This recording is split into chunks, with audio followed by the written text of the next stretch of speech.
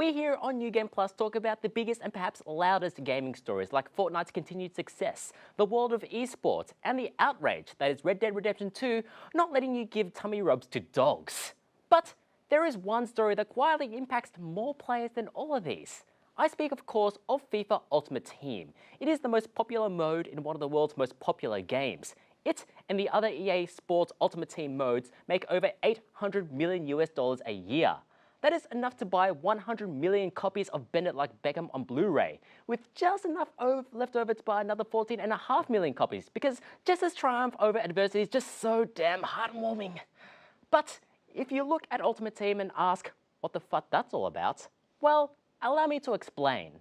Ultimate Team is a mode where you create an all-star international soccer team to rise through the divisions. To build your team, you can use player cards that you either trade for or open in Ultimate Team packs. These packs can be purchased with in-game coins or with real money. But here's the thing. It is completely random what you'll open in these packs. Will you open a superstar like Ronaldo? Or will you open piles of middle-of-the-road players like Ronaldo? If it seems a little bit like loot boxes, it's because it is. The FIFA series has been under the scrutiny of Belgian authorities, which called out these packs as being a form of gambling and therefore illegal. You think that this would cause Ultimate Team to collapse like a soccer player hit with the lightest gust of breeze. But while other games identified by Belgium have disabled their loot boxes, FIFA stood its ground, presumably protecting its groin in the process. As a result, it is being investigated by Belgian authorities, and if found guilty, EA may face a fine of €800,000 and 5 years in prison. But I wouldn't advise sending EA to jail. After all, the company literally released a game about escaping from prison. Maybe it was the initial attention from lawmakers that prompted EA to finally start disclosing pack odds with FIFA 19. And unsurprisingly, the odds are heavily stacked in EA's favor.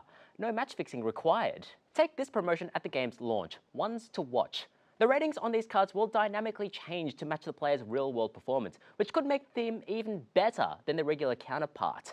Thanks to EA's odds disclosure, we know that the chances of getting one of these cards is less than 1%. And even if you do get one, it is a 1 in 23 chance of getting the highest rated Cristiano Ronaldo.